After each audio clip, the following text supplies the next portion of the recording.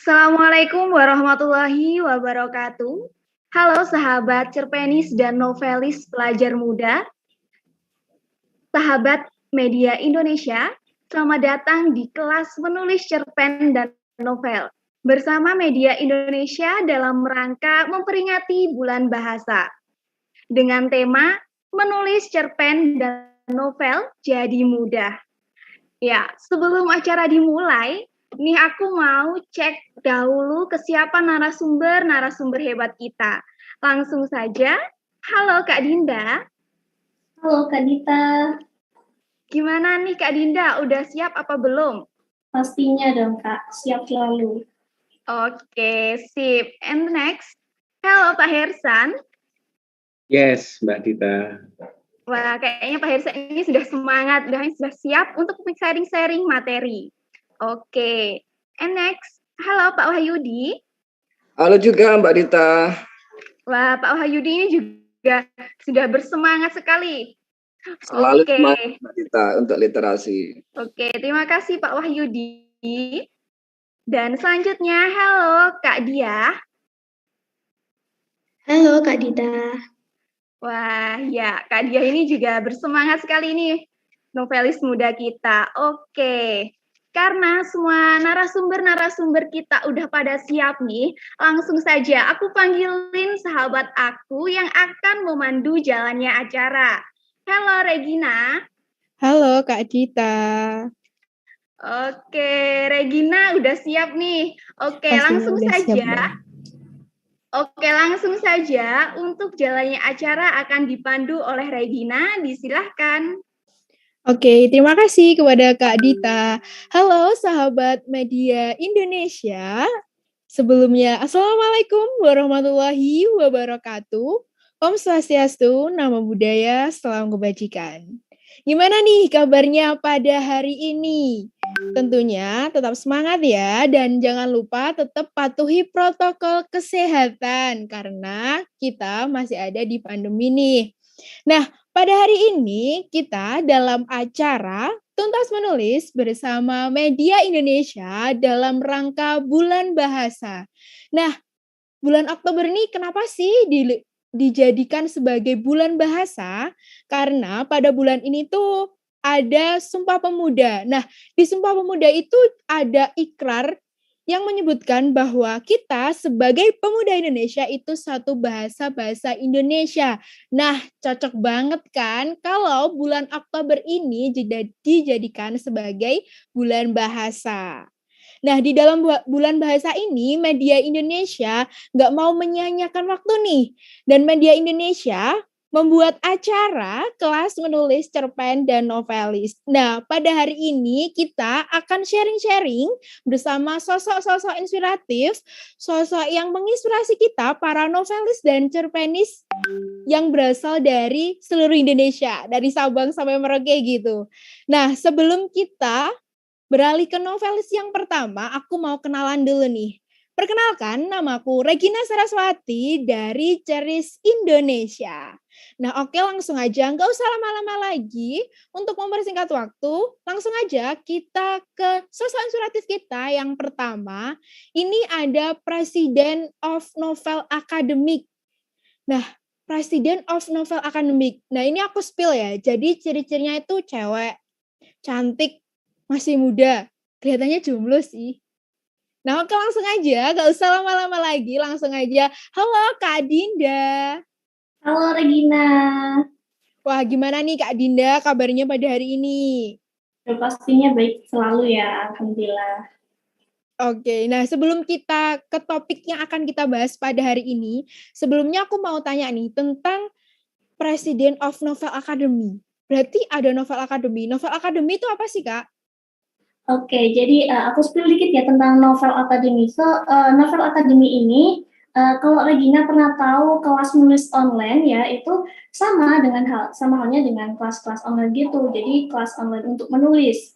Nah, ini juga baru banget, tapi alhamdulillah pesertanya juga udah 1.000 lebih. Nah, kemudian Novel Academy ini tuh kita itu diajak untuk membuat, aku dan tim itu ngajak untuk membuat sebuah karya yaitu novel dengan dalamnya itu yang diperbanyak adalah nilai-nilai karakternya. Jadi boleh bucin, boleh tentang horor, atau mungkin hal-hal yang kalian mau yang lainnya, tapi ada nilai-nilai karakternya atau ilmu-ilmu yang dimasukin ke sana gitu. Oke, berarti novel akademi ini tuh menampung para penulis-penulis muda yang ada di seluruh Indonesia gitu ya, Kak, untuk menyalurkan bakatnya atau yang bagi masih ragu gitu buat menulis, mungkin dia bisa dengan mengikuti novel akademik ini dia bisa tergugah gitu semangatnya buat nulis, gitu ya, Kak? Ya, benar banget Regina. Oke, jadi teman-teman yang ada dimanapun kalian berada, nggak usah ragu lagi untuk menulis. Kalau kalian masih ragu untuk menulis kayak nggak yakin gitu, boleh sih join di Novel Academy. Nanti ketemu Kak Dinda yang cantik ini sebagai President of Novel Academy. Oke, langsung aja. Hari ini Kak Dinda mau bahas apa nih, Kak? Sebenarnya aku nggak mau ngebahas apa-apa sih, lebih ke arah aku mau cerita aja tentang keluh kesah. Aduh, aku mau bawain keluhan-keluhan para penulis nih ya. Jadi bagi-bagi cerita tentang keluhan. Udah kayak dokter ya, aku terima keluhan dari para pasien. Tapi ini pasiennya pasien penulis gitu. Jadi aku bawain materi itu. Oke, berarti ini Kak Dinda mau memberikan resep-resep gitu. Resep cinta, Kak? Ah, enggak. Oke. Just resep menulis untuk para penulis pemula yang ada di seluruh Indonesia. Oke, langsung aja Kak Dinda, silahkan. Didengarkan baik-baik ya. Oke, thank you very much, Regina. Sebelumnya, Assalamualaikum warahmatullahi wabarakatuh. Waalaikumsalam warahmatullahi wabarakatuh. Oke, aku ucapin terima kasih kepada semua pihak, terutama media Indonesia yang telah memberikan aku, terutama dan tim untuk ruang untuk menyampaikan bukan beberapa lagi, tapi cerita-cerita yang menarik dari kepenulisan. Nah, kali ini di segmen yang pertama ini aku bakal bawain cerita a little story from us about novel. Jadi aku bakal bawain sedikit cerita tentang novel. The creative process of writing a novel. Jadi proses kreatifnya nulis novel. Jadi buat kalian yang bayangannya, oh jadi penulis tuh enak ya, royaltinya banyak, terkenal, bisa bestseller bukunya, dikenal banyak orang dan tampil di mana-mana. Tapi di balik itu semua, ketahuilah bahwa sebelum mencapai titik kesuksesan itu ada proses-prosesnya dan itu pastinya mereka proses-prosesnya itu sangat kreatif sekali, tergantung dari cara mereka sendiri-sendiri. Oke, sebelumnya tadi kan udah dikenalin ya, nama aku Dinda Cynthia Putri Windari, asal aku dari Malang, dan aku menjabat sebagai President of Novel Academy, jadi penanggung jawabnya Novel Academy. Oke, next, berbicara tentang menulis. Nah, kalau menulis tuh rasanya kayak kurang mantap kalau misalnya nggak dikasih semangat atau motivasi. Sebenarnya juga motivasi sendiri itu datangnya dari diri kita sendiri. Yang memotivasi adalah diri kita sendiri. Orang lain hanya memberikan masukan-masukan yang itu akan bisa kita pakai gitu kan ya. Jadi ini adalah kutipan dari Stephen King yang mengatakan bahwa if you want to be a writer, you must do two things above all others. Read a lot and write a lot. Jadi jalan satu-satunya untuk menjadi seorang penulis adalah banyak membaca dan banyak menulis. Tapi ya emang benar sih, karena menurut aku tuh nggak ada yang namanya penulis yang tiba-tiba hebat. Adanya penulis yang terlatih dan mau belajar juga berkarya. Jadi yang namanya penulis instan tuh nggak ada ya. Mie instan aja kalau mau dibuat, kalau mau dimakan juga dimasak 3 menit gitu kan. Jadi namanya nggak ada yang instan-instan. Oke, berbicara tentang kepenulisan lagi nih. Kalau mengatakan menulis itu kan atau writing itu kan artinya itu banyak banget ya, bisa mencakup banyak hal. Tapi di sini aku mengartikan menulis itu sebagai sebuah proses untuk mengeluarkan atau menuangkan ide-ide kita semua di dalam sebuah goresan. Jadi aksara-aksara yang kita tuliskan, yang kita sampaikan kepada orang lain, itu yang disebut dengan tulisan atau kita menulis.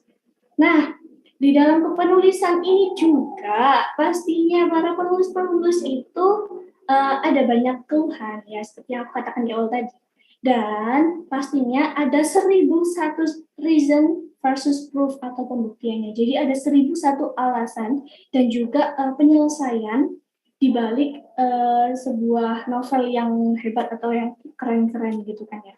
Nah, jadi apa aja 1001 alasan ini? Dan aku itu semua alasan-alasan itu mungkin kayak Kak aku takut nulis gini, Kak aku gini, terlalu banyak alasan untuk menunda sebuah pekerjaan.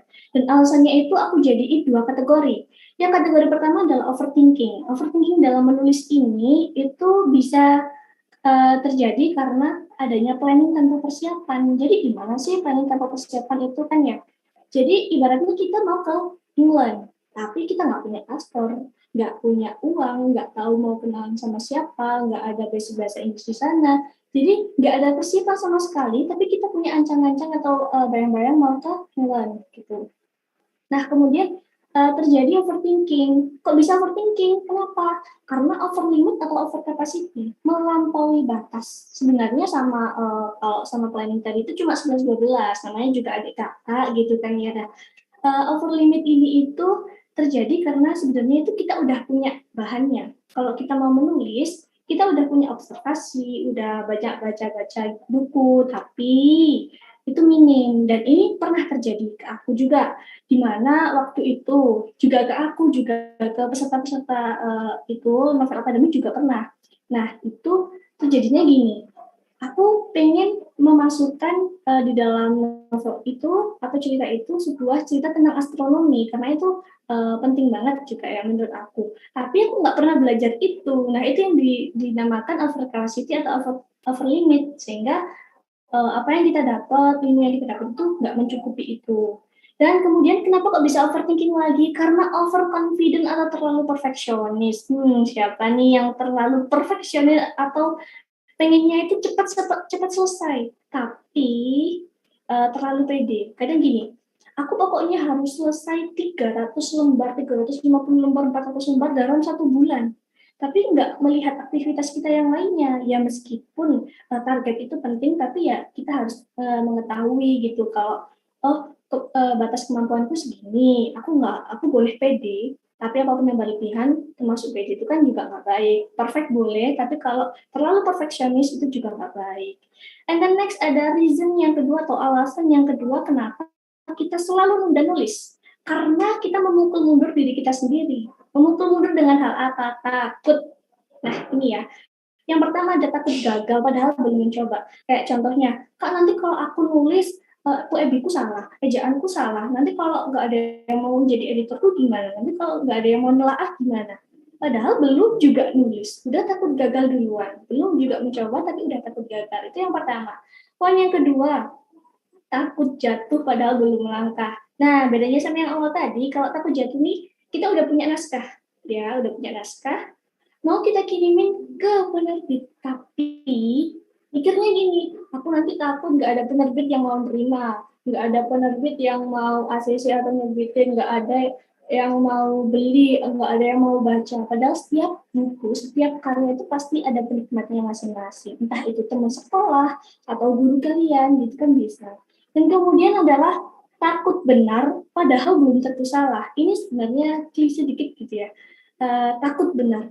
Artinya gini, ini terdiri dari 2 kata, takut dan benar. Artinya kita bawa ketakutan, padahal karya yang kita buat itu ya benar menurut kita, kecuali emang kita menyalahi aturan dari penerbitan. Dan ketika itu dibaca orang lain, belum tentu karya itu juga salah. Padahal ya menurut kita itu juga benar gitu, menurut mereka juga benar gitu. Nah itu tadi kalau ada alasan, pasti ada penyelesaiannya atau solusinya gitu kan ya teman-teman. Nah, proof atau pembuktiannya itu pakai apa sih? Kalau kalian pengen jadi penulis, harus cari banyak referensi. Boleh dari, kalau kalian misalnya lagi pengen cari yang tentang alam-alam gitu, kalian baca buku-buku yang menghubungkan dengan alam, nanti bisa kalian ceritain di situ, kalian buat sesimpel mungkin bahasanya biar teman-teman kalian juga ngerti. Itu yang pertama, cari bahan referensi yang banyak. Kemudian catat semua ide. Nah ini penting banget. Aku sering kejadian atau mungkin kelas aku yang bahasa juga ada. Itu kalau kemana-mana, bahkan di keadaan macet, kalau ada ide, ya udah minggir dulu ke trotoar, habis itu nulis di kertas atau di memo gitu. Biar apa? Biar nanti kalau udah di rumah nggak menyesal gitu loh. Kok aku tadi punya ide ini nggak ketulis ya, nggak aku catat ya gitu. Kemudian membuat target dan harus disiplin. sama halnya dengan masa otot kita itu 2 kali 24 jam. Artinya dalam waktu 2 hari otot kita akan melemah. Sama halnya dengan otak kita atau inspirasi kita akan melemah jika terlalu lama. Kayak misalnya nih, kasih space waktu 1 minggu. Belum tentu dalam 1 minggu itu kita ingat, nanti takutnya kalau terlalu lama juga kita baca dari awal. Kalau dari awal kita baca, nanti kita minder gitu. Kemudian banyak-banyak latihan menulis. Nah, itu yang penting ya. Latihan menulis ini nggak cuma kalian nulis ya, tapi juga harus konsultasi ke guru bahasa Indonesia atau guru sastra bisa. Kemudian ke teman-teman kalian yang juara-juara lomba nulis, cerpen, puisi dan sebagainya, itu juga bisa tanya, gimana sih web yang benar, ejaan yang benar itu gimana. Nah, ini yang harus dilakukan lagi adalah cari waktu ternyaman kalian. Bisa aja kalian lagi callingan sama cewek kalian gitu kan, calling aku gini, aku mau cerita ini. Nanti aku ingetin ya gitu. Bisa aja kalian nyaman dengan waktu-waktu kayak gitu untuk nulis cerita. Atau mungkin cari yang sunyi, senyap ketika cewek kalian udah tidur gitu ya. Itu kalian bisa mulai nulis, itu juga bisa. Kemudian subuh-subuh juga bisa. Atau mungkin ada yang justru di keramaian itu mereka malah fokus nulis, ada kan ya. Dan ini adalah yang terakhir, jurus jitunya seorang penulis adalah 3T. Tulis, dan tulis. Kalau nggak dimulai, kapan selesainya? Kalau nggak dimulai, nggak akan selesai. Dan kalau udah nulis ya, jangan pernah membaca dari awal sebelum naskah kalian selesai. Karena ibaratnya ketika kalian lomba, jangan pernah melihat papan skor karena akan membuat diri kita itu minder. Kok segini ya? Kok gini ya? Gitu. Dan menyalahkan diri kita sendiri. Nah, mungkin itu tadi adalah keluhan-keluhan dan juga solusi-solusi yang sering aku sampaikan atau aku ceritain, aku bagiin, baik itu di telepon atau mungkin di video call Zoom dengan teman-teman yang peserta-peserta itu. Dan aku sering motivasi mereka juga bahwa tulisan itu nggak akan pernah berubah, apalagi udah diterima orang lain, dibaca orang lain, disimpan punya sama orang lain. Tapi setiap detail katanya itu pasti bisa mengubah orang lain. Nggak sekarang, nggak 1 tahun ke depan. Mungkin 5 tahun, 10 tahun itu akan terasa ke diri kita atau ke orang lain itu. Jadi tulislah hal-hal yang bermanfaat. Itu kutipan yang sering aku sampaikan ke teman-teman. Jadi itu sih yang bisa aku sampaikan, cerita atau keluh kesahnya, atau aku jadi dokternya teman-teman dalam menulis ya.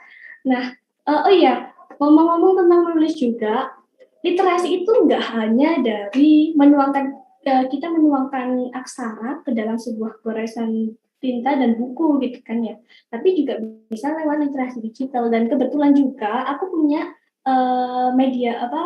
punya sebuah karya yang dimana tokohnya ini aku keluarin dari buku, aku jadiin animasi. Dan itu ceritanya bukan dari buku itu lagi, tapi ceritanya hal-hal yang lainnya. Jadi literasi itu nggak cuma dari buku, tapi kalian bisa mengkreasikan itu. Tapi yang namanya konsep pasti ada di dalam tulisan. Makanya penting ya untuk kalian menulis. So itu adalah sedikit cerita yang semoga bermanfaat buat kalian semua, para penulis-penulis, calon novelis dan cerpenis hebat. Sekian yang bisa aku sampaikan. Aku Dinda Cynthia Putri Windari. Wassalamualaikum warahmatullahi wabarakatuh. Aku balikin ke Regina. Waalaikumsalam warahmatullahi wabarakatuh. Bentar. Aku tuh dari tadi tuh masih terpana gitu lihat Kak Dinda tuh kayak jelasinnya tuh kayak ada masalah, ada resepnya. Ternyata lewat dari kelas apa ya? Tadi Kak Dinda nyebutnya apa? Cemewo. Oke. Bahasanya mungkin keras ya. Terkadang keras itu juga bisa loh buat semangat. Jadi kayak nanti malam temenin aku dong buat nulis, atau nanti malam sleep call-nya, nanti malam sleep call-nya sambil nerusin ceritaku dong gitu kan. Bisa. Oke, terima kasih kepada Kak Dinda. Nah, dari Kak Dinda tadi kita itu udah bisa kayak menyimpulkan gitu ya teman-teman, bahwa menulis itu sebenarnya itu nggak ada hambatannya. Yang ada hambatannya itu diri kalian sendiri, karena kalian nggak mau memulai, karena kalian itu masih ragu, banyak overthinking, banyak alasan-alasan gitu ya. Oke, terima kasih kepada Kak Dinda. Kita next ke sosok inspiratif kita yang kedua, tetapi sebelum itu aku mau ngingetin nih bahwa teman-teman yang ada di room Zoom ini, kalau kalian penasaran atau kalian tadi setelah mendengar paparan dari Kak Dinda, kalian gimana ya, kayak kalian oke, aku mau tanya nih, atau aku masih penasaran di sisi yang ini nih. Nah, nanti ada sesinya sendiri ya. Jadi, kalian harus tetap simak dari awal sampai akhir. Stay tune terus. Pokoknya jangan kemana-mana, di sini aja.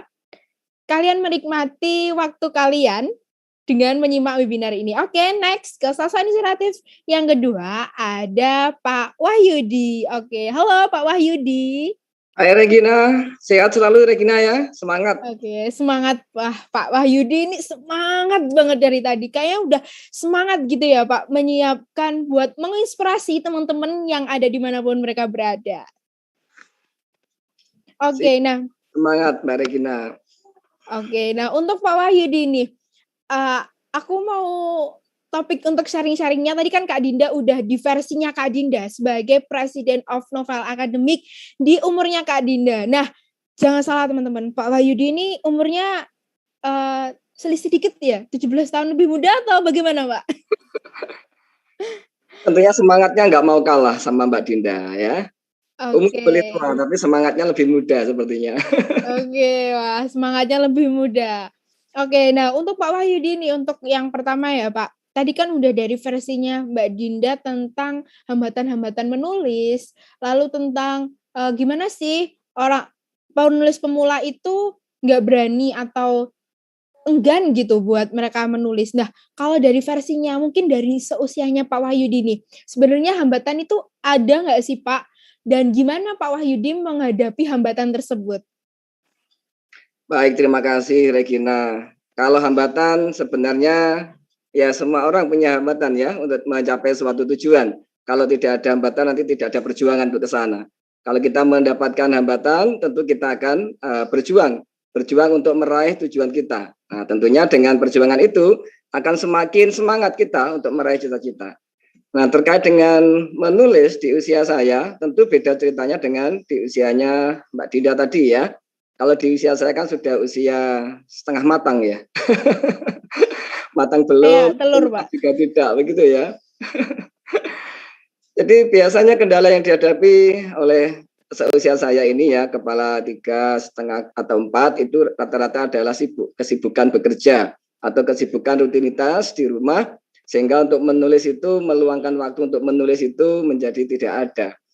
Nah, padahal untuk menjadi seorang penulis atau menyampaikan ide dalam bentuk tulisan itu bukan kita menunggu ada waktu luang, tapi kita harus menyiapkan waktu untuk menyampaikan ide-ide kreatif kita melalui sebuah karya. Itu Mbak Regina. Jadi tidak ada sebetulnya kendala-kendala yang berarti. Yang penting ada kemauan, kemudian ada keinginan untuk menyelesaikan karya, semuanya akan mengalir. Tetapi tentunya kita harus menyadari bahwa untuk menjadi seorang penulis itu memang sangat mudah jika didukung oleh beberapa komponen. Yang pertama tadi sudah saya sebutkan ya, yaitu memiliki kemauan untuk menulis. Kemauan yang keras untuk menulis dan menyelesaikan tulisan yang sudah dimulai. Kemudian yang kedua adalah bergabung dengan komunitas para penulis.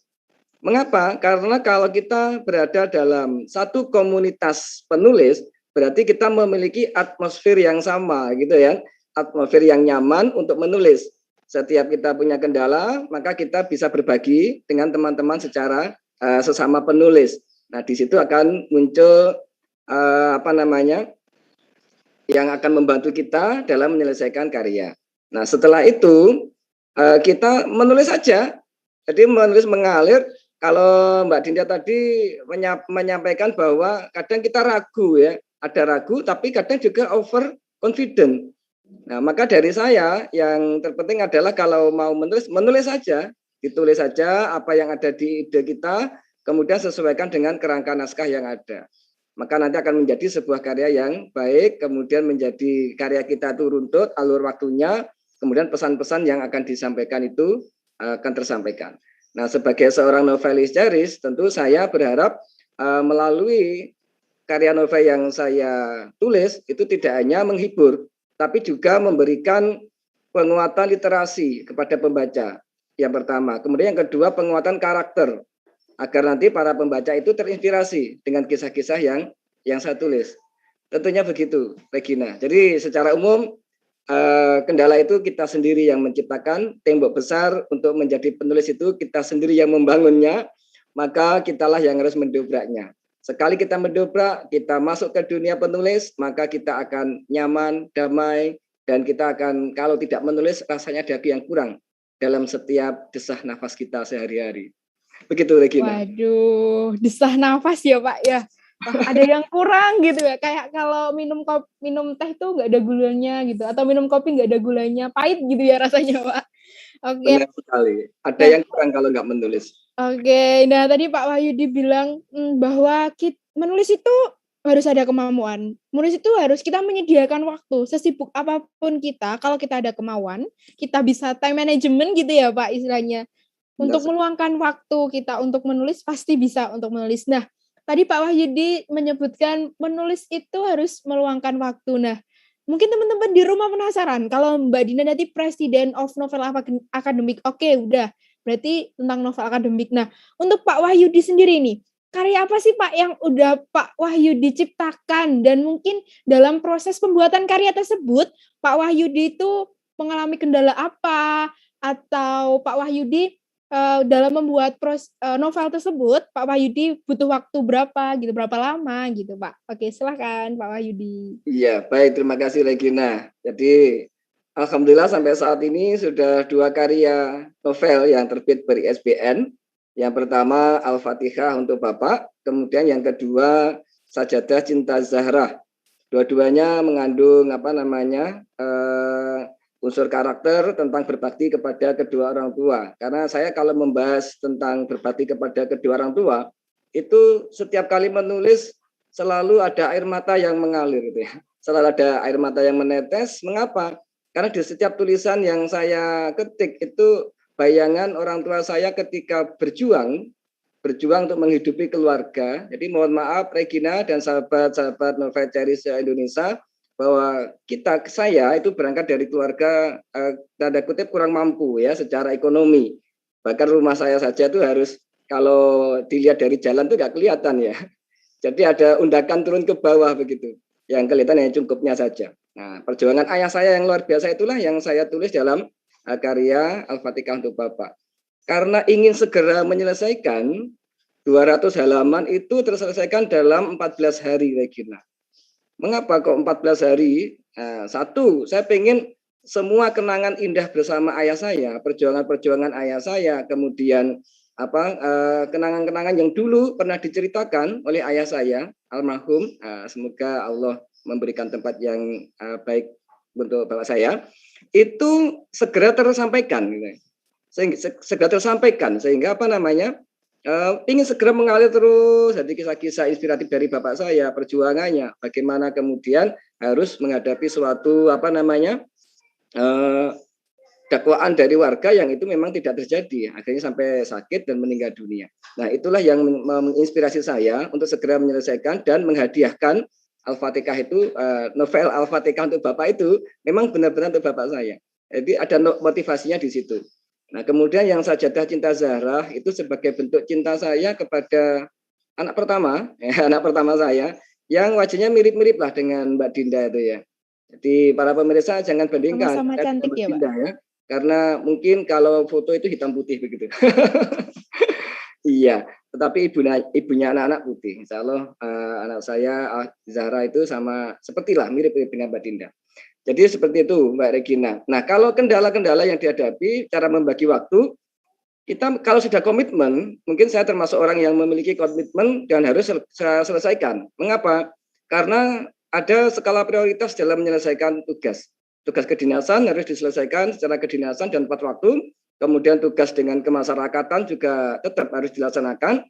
Dan komitmen saya untuk menyelesaikan karya Cherish atau karya novel itu juga harus segera terselesaikan. Artinya bagaimana kita itu bisa membagi waktu yang pas gitu ya, mencari, tadi Mbak Dinda mengatakan kita harus mencari waktu yang sesuai di mana ide-ide itu bisa muncul dan bisa kita tangkap dalam bentuk tulisan. Seperti itu, Mbak Regina. Baik. Nah, ternyata ya Pak Wahyudi mendapatkan inspirasi untuk menulis itu nggak jauh-jauh dari keluarga di sekitar sendiri, dari ayahnya Pak Wahyudi, dari anaknya Pak Wahyudi. Nah, jadi teman-teman mungkin kalian terinspirasi sama sosok ibu kalian. Nah, mungkin kalian bisa menjadikannya itu sebagai buku ya, ide untuk menulis. Dan tadi aku sempat menyimpulkan sedikit sih bahwa dari pernyataannya Pak Wahyudi itu kalau menulis itu dari hati, itu nanti pasti akan sampainya juga dari hati ya Pak, ke hati gitu. Oke, nah untuk yang terakhir nih, tadi kan kita udah bahas tentang Pak Wahyudi, karyanya Pak Wahyudi, terus habis itu gimana sih hambatannya, solusinya Pak Wahyudi tentang para penulis di seusianya Pak Wahyudi. Nah, yang terakhir nih Pak, buat ending dari Pak Wahyudi loh ya teman-teman, nggak ending dari semuanya. Oke, ini aku mau motivasinya Pak Wahyudi buat teman-teman yang ada di Sabang sampai Merauke, yang ada di mana-mana, mungkin sekarang mereka orang Indonesia yang lagi di Singapura, di Australia, menyaksikan acara ini, gimana buat mereka termotivasi gitu Pak Wahyudi, buat habis ini aku mau nulis nih, setelah acara ini aku mau ambil buku, aku mau nulis, inspirasinya ibuku, inspirasinya adekku, inspirasinya temanku, atau inspirasinya keluargaku. Nah, silakan Pak Wahyudi, motivasinya sedikit aja, Pak. Baik, terima kasih Regina. Yang sering saya sampaikan kepada sahabat penulis yang selalu bersama saya adalah karya yang baik adalah karya yang selesai. Jadi terkadang kita setelah ada di atmosfer menulis seperti ini, semangat untuk menulis luar biasa muncul. Tapi dapat 1 halaman, 2 halaman, atau 1 bab, 2 bab, tiba-tiba ide hilang. Kemudian tidak komunikasi lagi dengan komunitas para penulis. Akhirnya hilang dari peredaran lagi. Maka untuk para calon penulis atau yang berkeinginan untuk menulis, tulis saja. Kemudian kalau sudah mulai menulis, jangan lupa selesaikan. Karena itu adalah tanggung jawab. Kita sudah berkeinginan untuk menulis sebuah buku, menulis sebuah karya, dan itu mari kita hadiahkan kepada orang-orang terdekat kita. Ingat, ide itu tidak perlu bukan ide menghampiri kita, tapi kitalah yang harus mencari ide itu. Tidak perlu jauh-jauh ya, tidak perlu jauh-jauh. Diri kita sendiri bisa dijadikan ide kreatif. Kemudian orang tua di sekitar kita, atau mungkin sebagai pendidik, anak didik itu kan tentu memiliki warna yang luar biasa ya. Anak didik berangkat dari keluarga yang berbeda, dari kultur yang berbeda, mungkin dari keluarga yang berbeda. Itu kalau kita angkat menjadi sebuah karya luar biasa.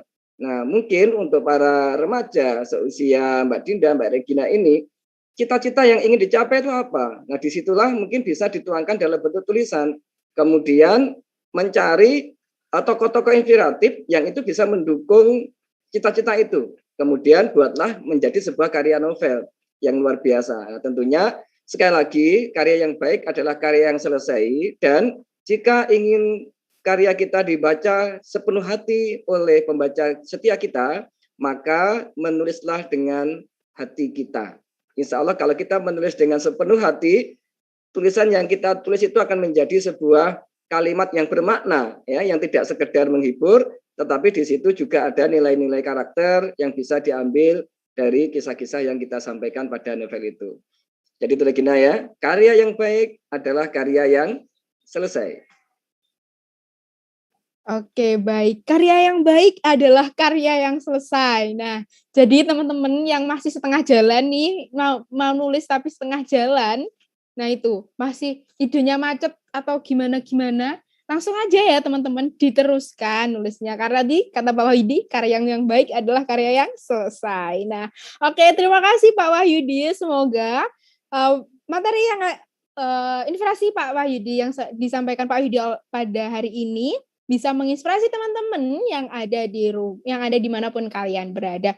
Oke, jadi tadi kan kita udah di Pak Wahyudi sebagai pencetus buku Al-Fatihah untuk Bapak. Nah, mungkin teman-teman tertarik sama bukunya, langsung aja nanti cek di Instagramnya Pak Wahyudi atau di Ceris ya. Nanti bisa langsung aja dibeli ya teman-teman. Mungkin bisa jadi tambahan literasi. Kalau sekarang itu di sekolah-sekolah kan udah ditetapkan gitu ya, bahwa setiap pagi tuh kita literasi dulu, kita baca dulu, biar sekolah itu gak cuma belajar fisika, matematika, kimia, tapi sekolah itu juga bisa melihat dunia luas dengan literasi.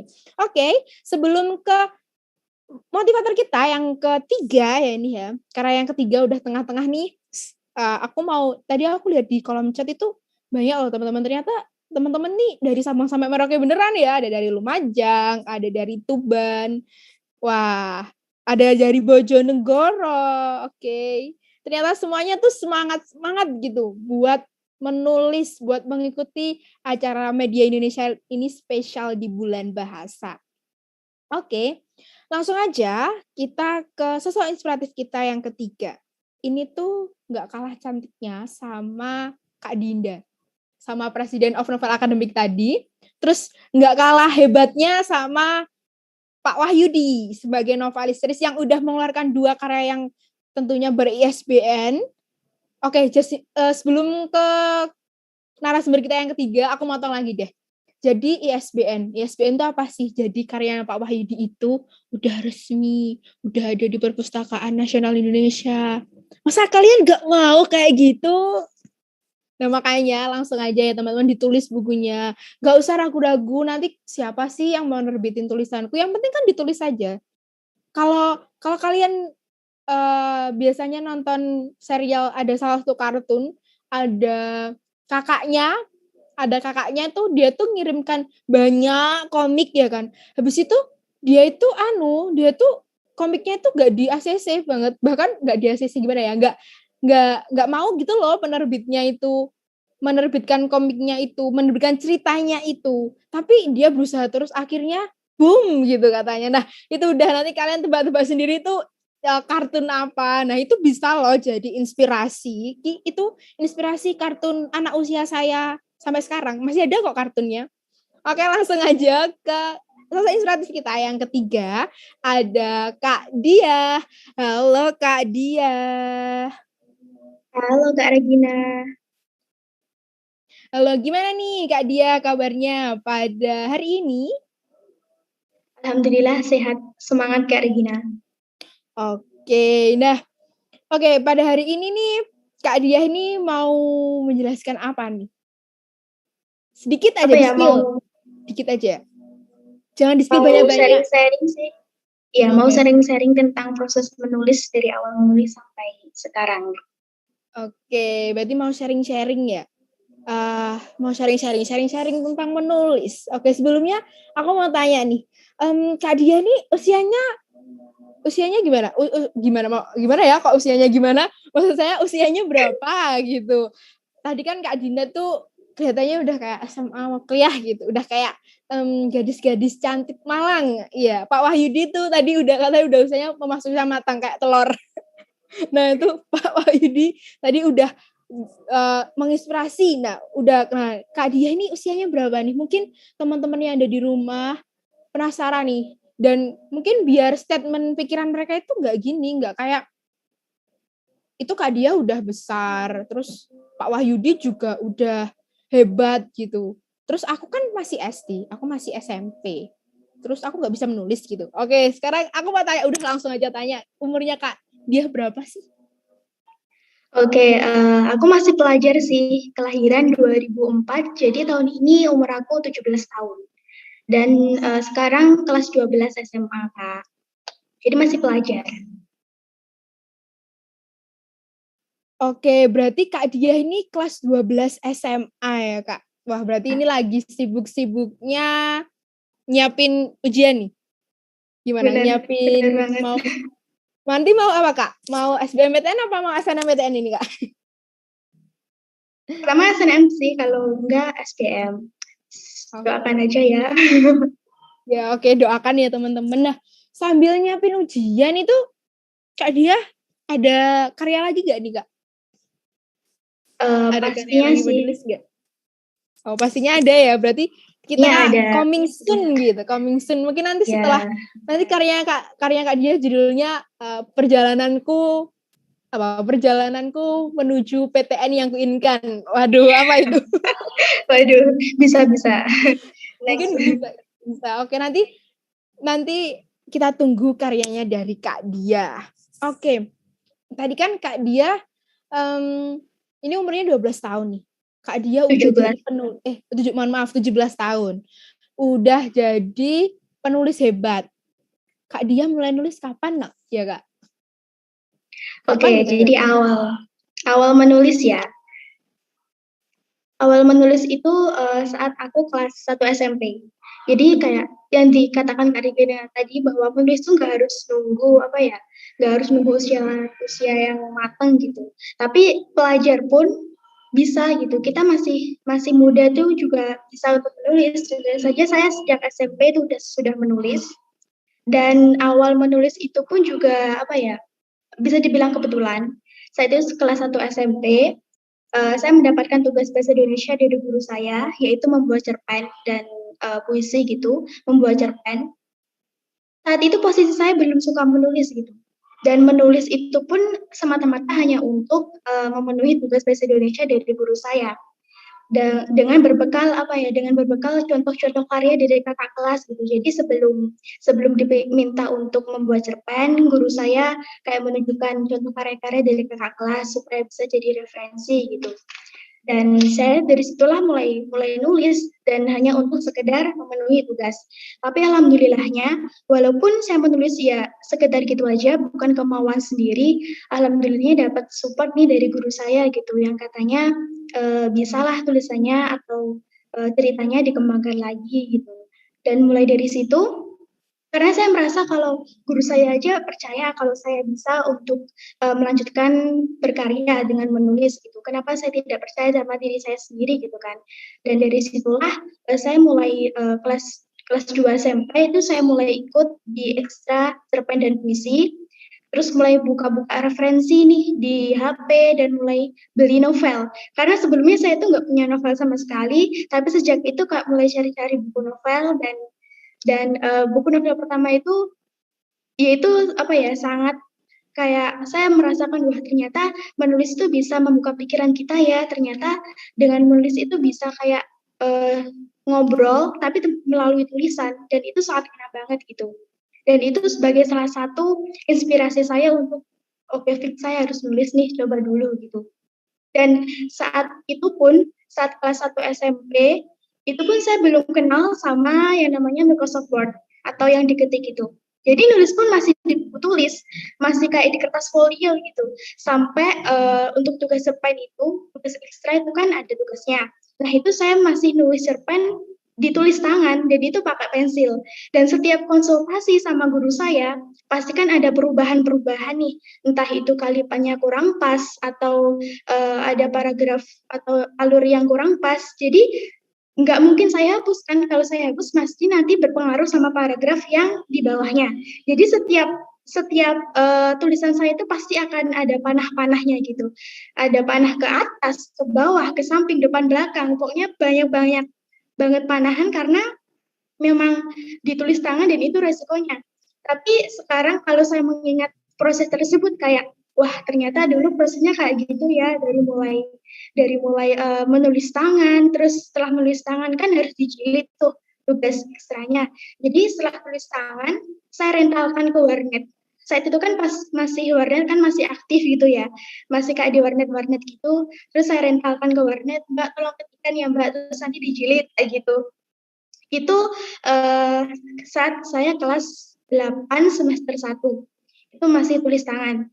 Terus kemudian kelas 8 semester 2 ternyata saya sudah dikenalkan nih sama Microsoft Word gitu.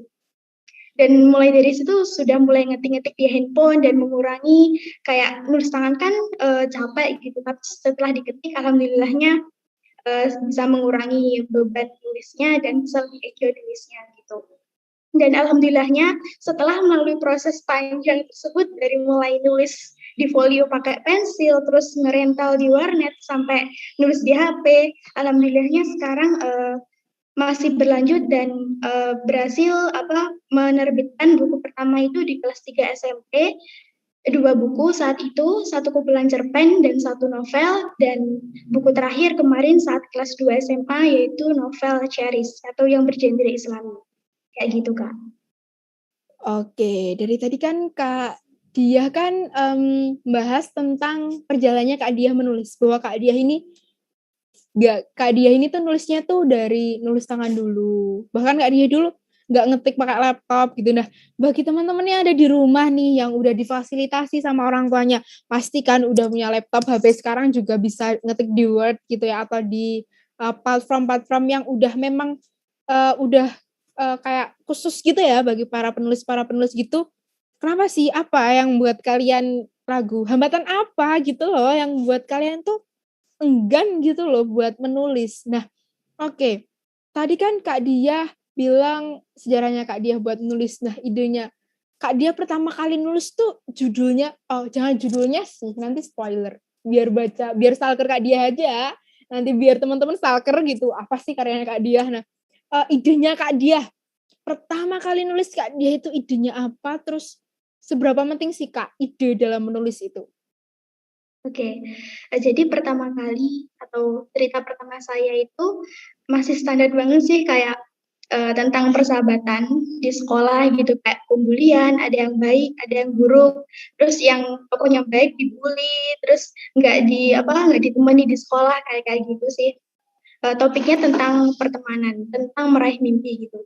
Itu tulisan pertama saya. Terus lanjut ke seberapa penting ide untuk menulis. Penting banget sih. Karena apa ya? Ide itu ibaratkan kalau kita manusia adalah otaknya gitu. Kayak pengendali semuanya. Kalau udah ada ide itu kan nanti bisa dikembangkan. Jadi satu ide menjadi kerangka, kerangka bisa jadi satu kalimat, kalimat paragraf dan menjadi satu cerita yang utuh gitu. Dan ide menurut saya itu sifatnya, untuk saya ya itu sifatnya goib. Maksudnya kayak saat saya itu memikirkan ide nih, misalkan saya mau menulis, terus saya bingung, aduh saya harus nulis apa ya, idenya kayak gimana gitu. Itu nggak muncul-muncul idenya. Saat saya memikirkan serius, idenya itu nggak muncul. Tapi ternyata saat saya melakukan aktivitas lain, seperti kayak menonton film, atau mendengarkan musik, atau bahkan kayak cuci piring, masak gitu, ide itu muncul-muncul sendiri gitu. Dan itu mengapa saya menyebutnya ide adalah hal yang goib. Karena saat dicari nggak muncul, tapi saat kita cuek itu muncul sendiri. Dan ide itu sangat penting. Jadi pernah saat itu saya mendapatkan ide melalui mimpi. Entah kenapa, alhamdulillahnya saat bangun itu saya ingat saya mimpi apa gitu. Dan menurut saya menarik. Dan setelah bangun itu langsung saya catat di buku. Terus saya langsung hubungi nih guru saya. Kayak, Pak, saya dapat ide nih Pak dari mimpi. Tolong nanti dibimbing ya Pak untuk ide saya bisa biar tersimpan gitu. Intinya tersimpan dulu, karena seperti yang saya bilang tadi, ide itu susah carinya. Jadi giliran kita udah mendapatkan ide tersebut, maka buru-buru nih untuk kita simpan agar tidak hilang. Dan kalaupun tidak saat itu saya menuliskan ide itu untuk menjadi cerita, setidaknya bisa tersimpan dan mungkin lain waktu bisa menjadi sebuah cerita, seperti itu. Oke, nah itu dari Kak Dia, pentingnya ide. Nah, oke, ide udah dapet. Oke, ide itu penting banget. Cara nentuin ide bisa dari mana aja, yang penting ditulis, disimpan dulu, jangan cuma dibayang-bayang karena nanti lupa. Biasa, kita itu kelihatannya masih muda tapi pelupa gitu. Ya, pelupa. Masih muda tapi tuh kita pelupa gitu. Kayak nggak tahu yang kita pikir itu apa, nggak mikir negara juga, tapi itu pelupa. Kadang-kadang kita habis bicara A, nanti besoknya, masa aku kemarin bicara itu? Gitu kan ya Kak ya. Aku ngalamin sendiri sih Kak, kalau kita tuh pelupa, jadi ditulis dulu, dicatat atau mungkin HP sekarang udah canggih, ada note-nya kan, dicatat di situ, biar nggak lupa. Nanti habis itu dirangkai-rangkai gitu, jadi tulisan. Nah, terus dari tadi kan aku highlight banget bahwa nulis tuh gak ada hambatannya Kak. Tapi kan kayak munafik gitu, kayak sebutnya kayak gak sesuai realita banget sih. Pasti ada kok hambatannya kan gitu. Ada, tapi kan tadi solusinya tadi dengan tekad yang kuat. Terus jangan kebanyakan overthinking. Tadi dari Kak Dinda jangan kebanyakan overthinking. Dari Pak Fahdi dengan tekad yang kuat. Nah, kalau versinya Kak Diah nih, menulis ada hambatan. Nah, itu kendalanya apa, terus solusinya gimana? Mungkin teman-teman nih yang nggak terima nih, kalau nulis tuh nggak ada hambatannya. Mereka nggak terima, aku nggak terima. Nulis tuh susah loh, masa nggak ada hambatannya? Nah, mungkin dari Kak Diah langsung aja Kak, kendalanya apa, terus solusinya itu gimana? ini mungkin kendala yang saya rasakan sendiri gitu ya saat menulis. Jadi pertama itu dari diri sendiri gitu. Saya orangnya yang kayak mungkin masih remaja, masih labil, kayak moodnya naik turun gitu. Nah, saat mood turun itu yang susah. Kayak kita udah punya planning untuk hari ini nulis, tapi kalau moodnya nggak ada itu pasti akan nulisnya nanti deh, ntar dulu kayak gitu. Itu yang pertama mood. Dan tapi itu kan yang mengendalikan diri kita. Tapi kalau udah males itu gimana ya? Ya harus dipaksakan gitu karena kita udah punya planning dan kita tanggung jawab sama cerita yang kita buat gitu. Bisa mau nggak mau, bisa nggak bisa harus dilanjutkan. Itu kalau mood, kalau sumbernya dari kita sendiri. Yang kedua adalah saya pernah mengalami peristiwa yang nggak menyenangkan saat menulis. Jadi saat itu udah nulis banyak-banyak, saya simpan di flash disk. Tapi ternyata flash disknya itu kena virus gitu. Jadi filenya hilang. Filenya hilang terus ngulang dari awal lagi. Nah, itu yang bikin saya males. Aduh, nanti kalau kejadian kayak kemarin gimana ya gitu. Kayak malas saja nulis, takut kalau kejadian itu terulang lagi. Padahal kan kita nggak tahu ke depannya kayak apa gitu kan. Tapi saat itu ya karena peristiwa yang tidak menyenangkan itu kadang bisa membuat saya kayak takut-takut, kayak menunda-nunda untuk nulis lagi gitu. Itu kendalanya. Dan yang ketiga mungkin karena saya seorang remaja masih belum terlalu bisa konsisten sama satu hal gitu, kayak main sama teman-teman itu juga bisa jadi kendala. Sebenarnya udah punya planning tapi ternyata terpengaruh sama hal lain, entah itu sama main sama teman-teman, sama handphone, itu bisa menjadi kendala saya untuk menulis.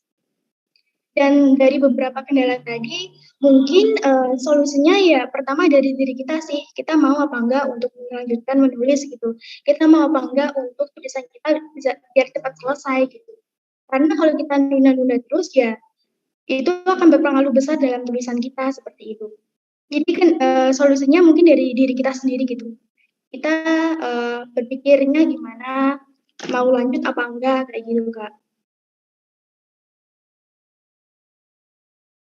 Oke, nah itu dari Kak Diah, bahwa ternyata Kak Diah juga punya sedikit apa ya itu Kak namanya kendala sih, tragedi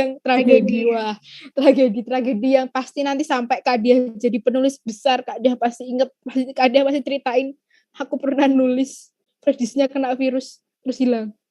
Ya Allah, itu kayak nyesek gitu loh Kak, rasanya kayak ya Allah, kayak flash-disk gitu nggak kayak kita tuh nggak salah kita, tapi emang ya kan virus kan kita juga nggak tahu, virus itu kecil banget ya kan.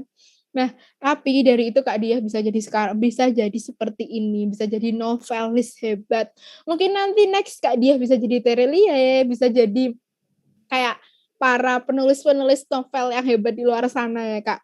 Oke, dari menulis sendiri itu sebenarnya tuh teman-teman tuh gini loh, pikirnya tuh sekarang, faktanya sekarang. Udah kita gak usah ngomong yang belum kalian lihat, sekarang udah kalian lihat. Web series itu isinya apa? Isinya itu dari novel diangkat jadi film. Banyak apa aja udah, dan itu booming. Itu kayak selama tahun kemarin, tahun ini bulan-bulan awal itu berapa? 3 lebih 4, bahkan kita tuh bingung ya kan nontonnya itu yang mana saking semuanya bagus. Nah itu berawal dari mana? Berawal dari penulis. Berawal dari idenya siapa? Idenya penulis juga. Nah mungkin nanti cerita-cerita kalian itu yang kalian simpen rapat-rapat kayak buku diary, kalian rahasiain, kalian simpan, nggak boleh dilihat, nanti aku malu, belum selesai tulisannya. Mungkin nanti kalau kalian keluarkan, kalian kembangkan, kalian bisa diterbitkan, habis itu tidak lama kemudian setelah dipasarkan bukunya, langsung aja Kak request ini buku ini dijadikan web series, buku ini jadikan film, buku ini jadikan, wah banyak requestnya. Nah bahkan terkadang itu penulis tuh juga bisa main film loh ya. Jadi kayak aku pernah tahu film itu yang penjual kantinnya itu ternyata itu penulisnya. Dan ya udah gak usah disebutkan itu filmnya apa, kalian masih tahu itu filmnya apa ya kan. Jadi oke, untuk yang terakhir nih, untuk Kak Diah, pernah nggak sih Kak sebenarnya Kak Diah itu nggak terakhir sih Kak ini, masih ada lagi nanti satu lagi. Ini sebelum terakhir, bahasanya apa ya? Sebelum terakhir. Oke. Pernah nggak sih Kak Kak Diah itu ngerasa bosen gitu dalam menulis untuk usia Kak Diah ya. Mungkin kalau Kak Dinda, Pak Wahyudi itu kayak bosennya udah kayak ya nggak bosen ya, ini emang passion aku gitu. Ini memang udah kayak kan tadi Pak Wahyudi katanya kalau nggak nulis ada yang hilang gitu. Nggak enak gitu, ada yang hilang apa ya, ternyata aku belum menulis gitu. Oke, nah untuk Kak Diah sendiri nih, versinya Kak Diah, pernah nggak sih Kak bosen gitu dalam menulis? Ada titik bosen, titik apa ya, titik terendah, titik bosen lah pokoknya menulis. Dan gimana solusinya Kak Diah? Kalau bosan menulis itu pernah sih, karena apa ya, kegiatan menulis itu kan harus stay di depan laptop. Yes. Nah itu kadang yang bosannya itu kayak udah lama banget lama banget nulis di depan laptop, terus kayak matanya kadang capek gitu, itu yang bikin kayak bosan kan, boring juga gitu. Sedangkan saya itu kalau nulis suasananya harus sepi, jadi nggak bisa kalau sambil kayak musik itu nggak bisa, musik keramaian itu nggak bisa, jadi harus sepi. Dan sedangkan kalau sepi itu saya juga cepat bosen, nah itu kendalanya kalau saya bosennya. Terus yang kedua adalah mood turun tadi, seperti yang kendala tadi. Kalau moodnya udah turun, semangat nulisnya nggak ada, nah itu kayak baru nulis bentar nih, kayak udah ngerasa, aduh udah deh segini aja gitu. Itu cepet bosennya kalau moodnya udah nggak ada atau moodnya turun, sama capek di depan laptop terus, dan ya itu tadi. Terus sama solusinya mungkin seperti kendala tadi, dimulai dari diri sendiri gitu sih. Kalau kita udah punya niat untuk menulis, ya insya Allah nanti akan terus berlanjut tulisannya, dan insya Allah akan menjadi tulisan yang kita mau, yang ingin kita sampaikan apa pesannya itu bisa terwujud kayak gitu. Oke, makasih buat Kak Diah. Nah, untuk yang terakhir nih ya Kak, dikit aja Kak, dikit aja. Udah teman-teman, teman-teman kelihatannya ini masih menunggu-nunggu satu, soalnya kita ada satu sosok inspiratif lagi, yang spesial banget itu. Kayak martabak telur pakai dua telur. Nah itu, dari tadi Kak Dinda udah ada motivasi, Pak Wahyudi ada motivasi. Kalau Kak Diah nggak ada motivasinya itu agak ada yang kurang. Jadi mungkin dari Kak Diah dikit aja Kak, motivasinya untuk para pemula-pemula penulis maksud saya. Oke, silakan Kak Diah. Oke, untuk teman-teman yang mau mulai menulis, pokoknya mulai aja dulu. Jangan pikirin apapun, jangan terlalu memikirkan gimana kalau tulisannya jelek, gimana kalau tulisannya gagal, jangan pikirin, karena nggak ada yang namanya cerita gagal atau cerita salah, cerita jelek itu nggak ada. Karena setiap cerita pasti punya alurnya masing-masing, punya tujuannya masing-masing, dan dengan membuat cerita itu kita bisa kayak membuat suatu circle, karena dalam tulisan itu kan pasti akan ada pesan gitu kan, ada amanat yang ingin disampaikan kepada pembaca.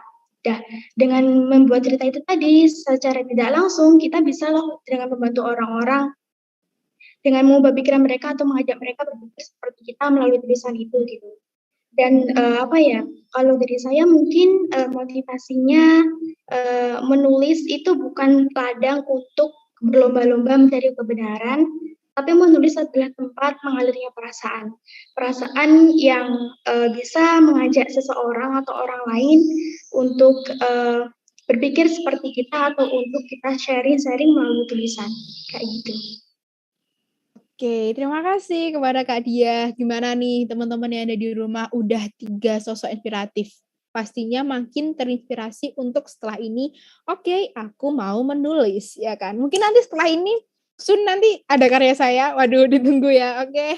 Nah, tadi kan dari versinya Kak Diah itu sukanya tuh kalau nulis tuh di tempat sepi. Nah, oke, ini buat biar tadi kan sosok inspiratif kita yang ketiga kan, yang keempat maksud saya itu kan spesial. Nah, buat biar teman-teman penasaran siapa ya supaya aku mau tanya ke Kak Dinda. Dikit aja Kak, coba kalau tadi Kak Diah itu nulisnya tuh di tempat sepi. Kalau mohon maaf, Kak Diah itu menulisnya di tempat sepi. Kalau Kak Dinda itu gimana? Kalau nulis itu harus sepi kah atau gimana kah?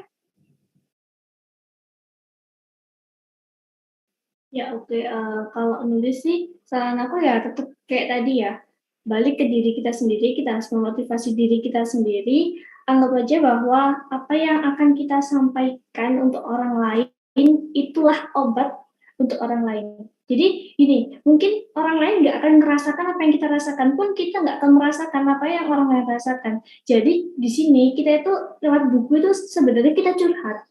Entah itu dari imajinasi kita, tapi pasti ada poin di mana poin itu pengaruh ke orang lain. Oh iya ya, aku harus kayak gini. Kalau misalnya aku kayak gini, berarti aku harus kayak gini. Jadi istilahnya aku juga sering ngomong bahwa menulis itu adalah menjadi jalan ninja untuk menjadi dokter. Serius dah.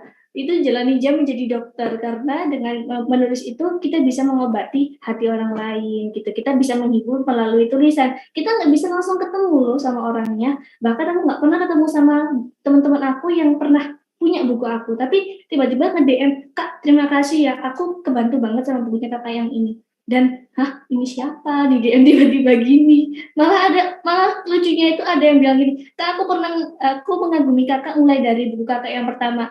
Aku suka sama kakak, lucu banget. Itu gokil, pagi-pagi aku baca itu ketawa loh. Bisa gitu. Jatuh cintanya itu dengan karyanya, jangan sampai suka sama orangnya gitu. Jadi itu sih poin atau motivasi aku. Menulis itu jadikan jalan ninja untuk menjadi dokter melalui tulisan gitu. Oke, nah tadi Kak Dinda udah, Pak Wahyudi nih, biar Pak Wahyudi gimana sih kalau Pak Wahyudi tuh kalau versinya nulis tuh enaknya pas posisi apa Pak? Kalau Kak Dinda tadi jadikan menulis itu sebagai dokter gitu. Kalau Kak Diah kan tadi menulisnya di tempat yang sepi, tenang gitu, biar fokus gitu nulisnya. Kalau Pak Wahyudi biasanya kalau nulis itu gimana Pak? Harus rame kah atau sambil dengerin musik kah gitu? Ya, baik Regina. Kalau saya itu lebih memanfaatkan waktu ya, karena memang kesibukan dinas, pekerjaan, dan banyak yang harus dikerjakan juga. Maka saya lebih suka menulis itu sudah hampir tengah malam atau larut malam begitu ya.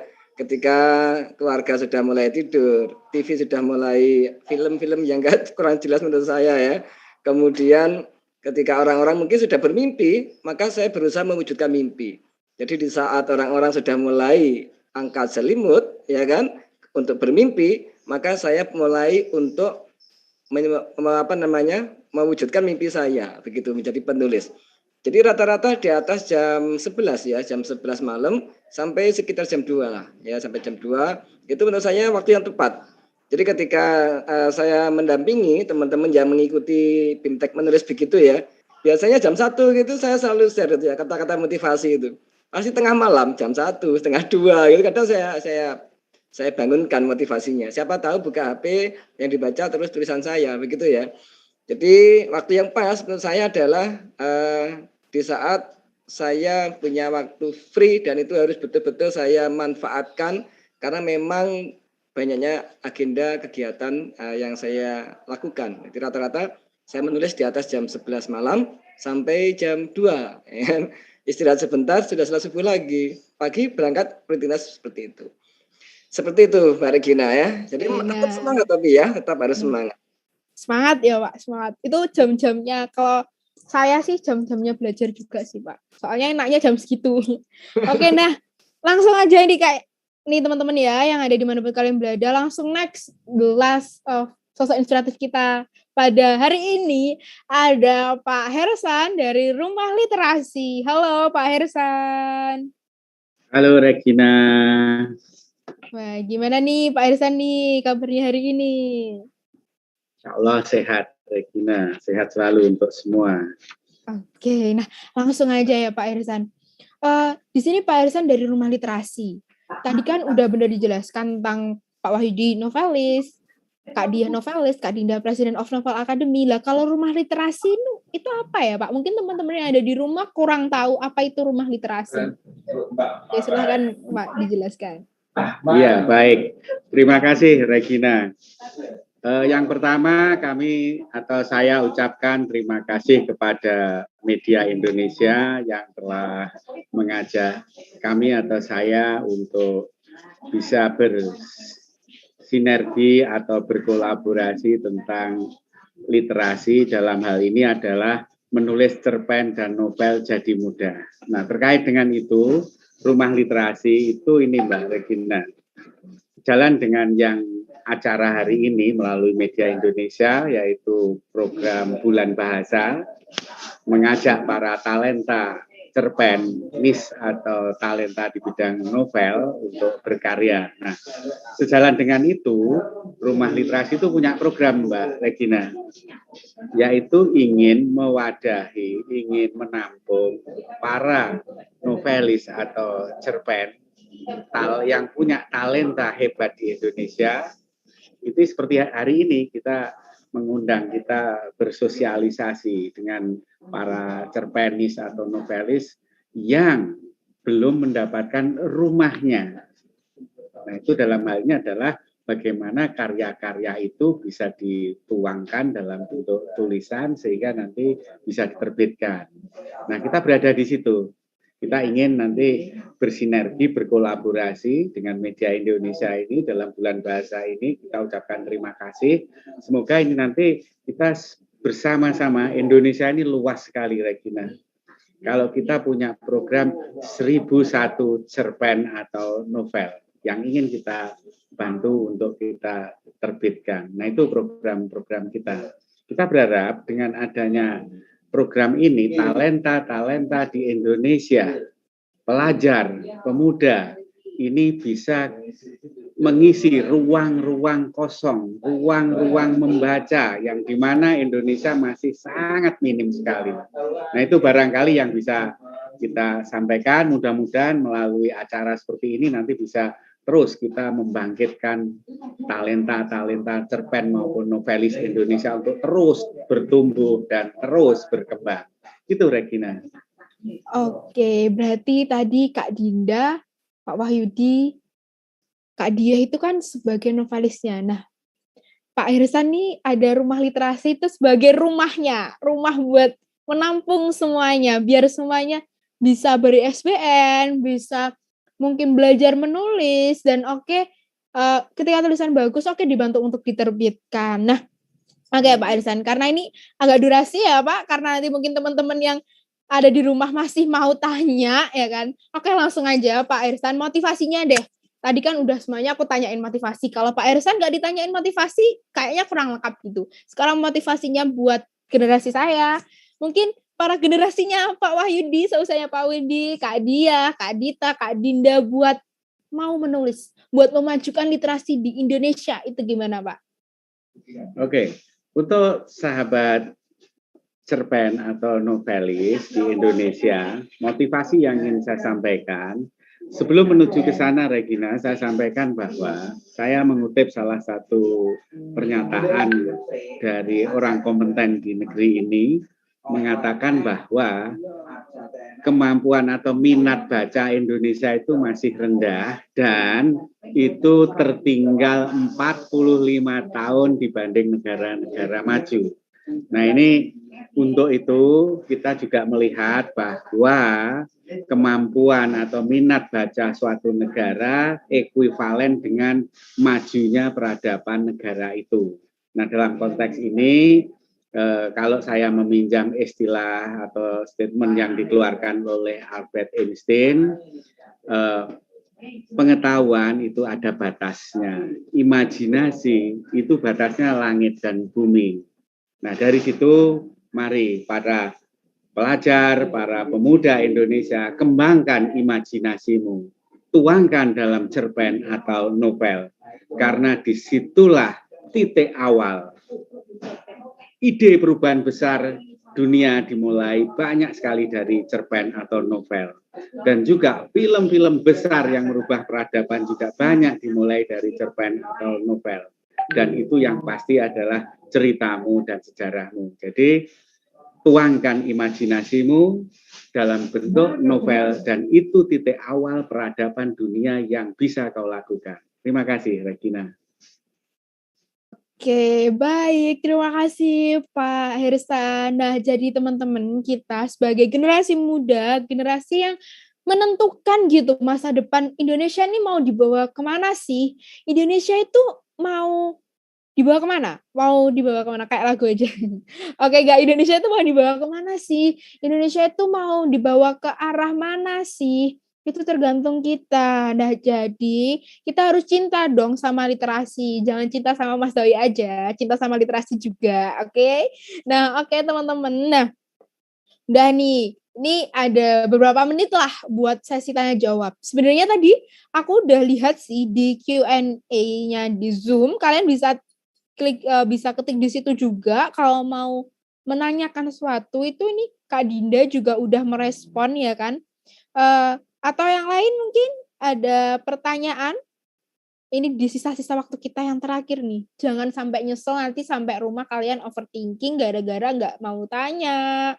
Kalian terus habis itu nanti kalian merasa kontra gitu sama pernyataannya para sosok inspiratif di sini, nanti kalian ganjel gitu di hati, nanti kan nggak enak. Nah, ini pertanyaannya tuh aku bacain ya.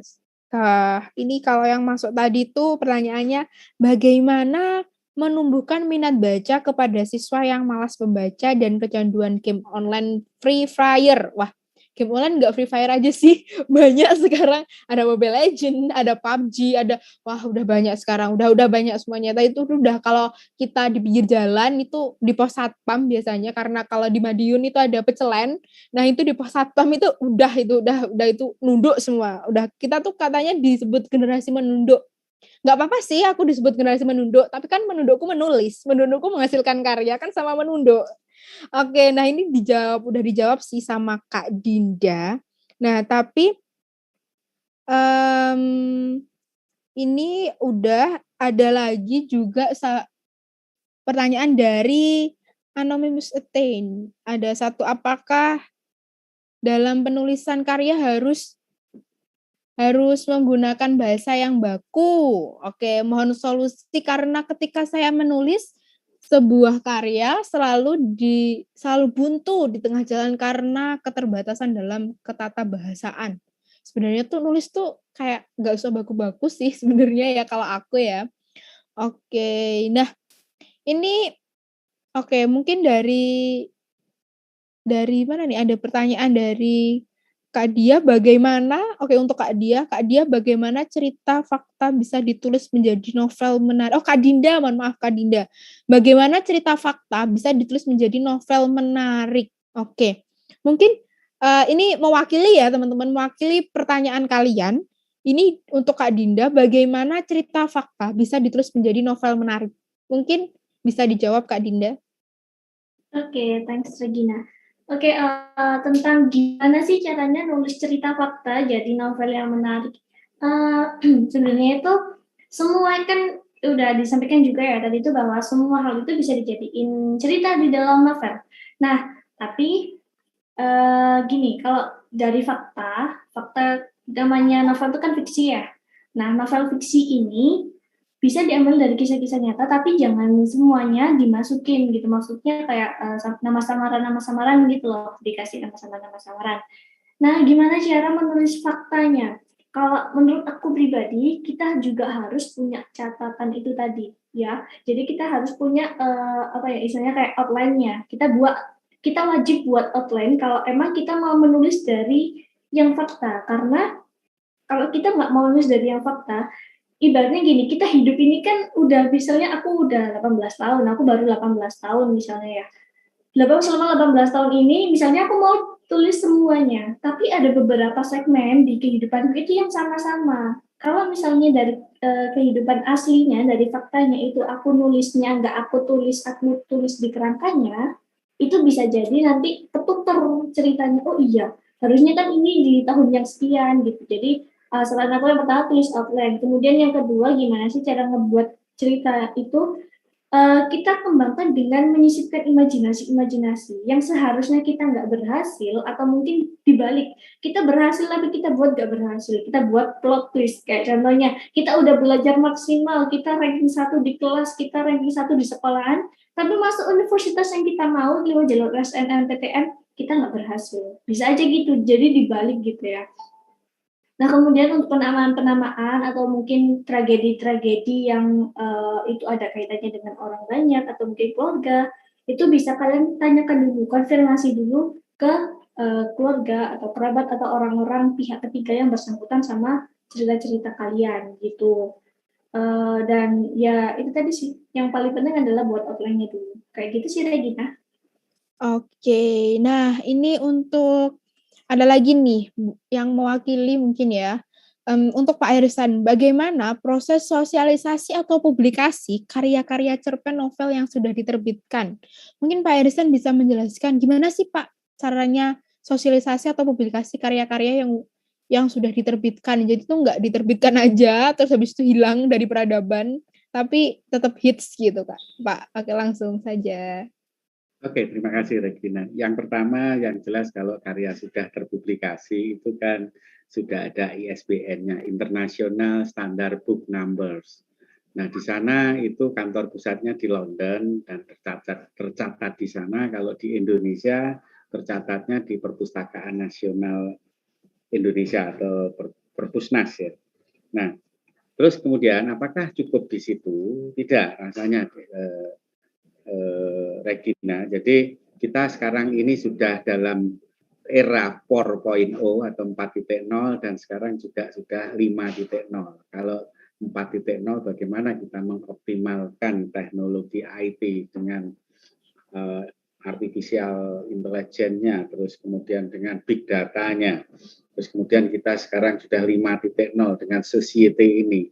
Bagaimana kita memanfaatkan teknologi 4.0, 5.0 itu, novel-novel atau karya cerpen-cerpen ini kita bawa ke ruang-ruang yang bisa kita isi dengan bacaan itu. Jadi tetap yang tercetak juga ada penggemarnya atau peminatnya, yang di ruang-ruang IT, anak-anak itu generasi Z, generasi apapun itu sudah bisa kita tembus dengan program IT itu. Jadi nanti kita bisa pakai salah satunya lewat media sosial, terus kemudian kalau sudah ini tentunya sudah jadi buku ya, terus marketplace, terus kemudian alih buku bisa jadi film, bisa jadi TikTok, bisa jadi segala macamnya.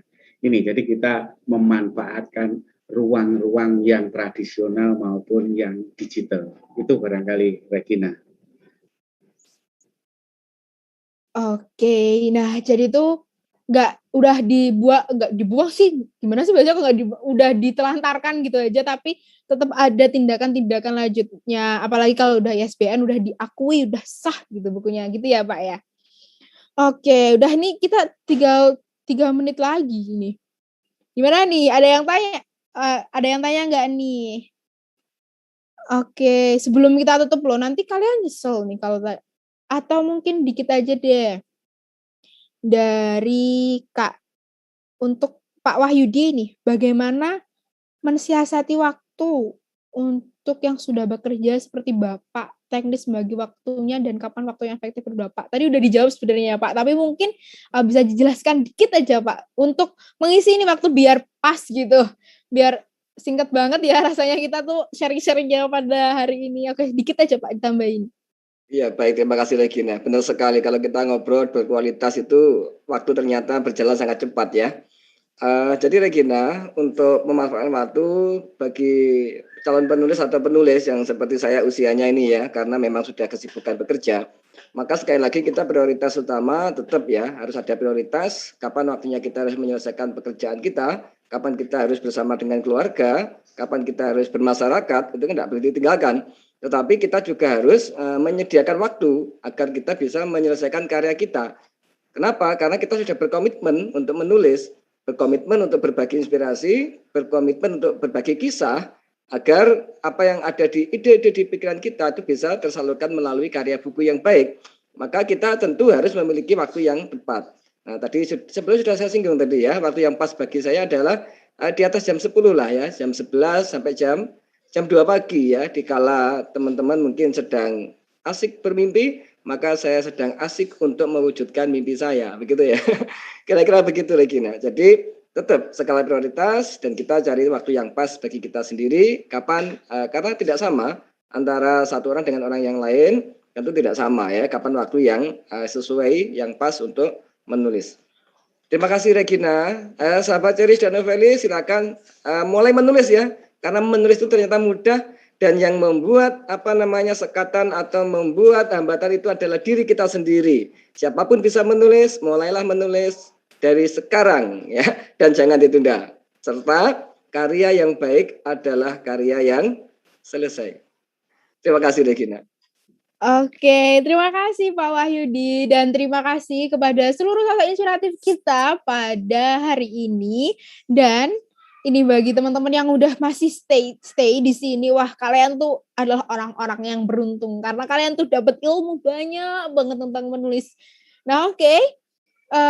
Cukup sekian ya teman-teman. Padahal kita masih harus sharing-sharing. Mungkin nanti soon kalau ini partisipannya tambah banyak, nanti bisa diperpanjang ngobrol-ngobrol kita biar lebih luas gitu. Oke. Nah, sekian dari saya. Kurang lebihnya mohon maaf kalau dari saya. Mulai dari sekarang atau tidak sama sekali, mulailah menulis untuk masa depan Indonesia karena literasi di tangan pemuda dan di tangan kita semua. Kalau bukan kita, siapa lagi? Kalau bukan pemuda Indonesia, kalau bukan orang Indonesia, siapa lagi yang akan memajukan literasi dan masa depan bangsa ini? Oke, sekian dari saya. Wassalamualaikum warahmatullahi wabarakatuh. Saya kembalikan kepada Kak Dita. Halo Kak Dita, silahkan. Halo Regina, baik, terima kasih Regina. Baik, ini aku mau info ini.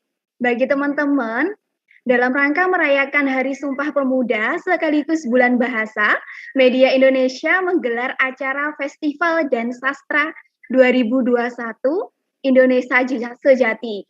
Nah, kelas cerpen dan novel, menulis cerpen dan novel jadi mudah ini merupakan bagian dari rangka acara Festival Bahasa dan Sastra. Untuk menarik minat teman-teman muda dalam dunia tulis-menulis, pada puncak acara di tanggal 29 Oktober 2021 akan berlangsung pembacaan puisi yang melibatkan para tokoh masyarakat dan lelang puisi dari 6 penyair ternama di Indonesia.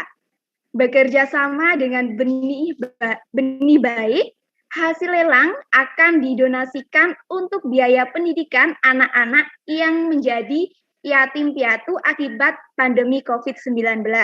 Informasi lebih lanjut dapat dilihat di media sosial Media Indonesia.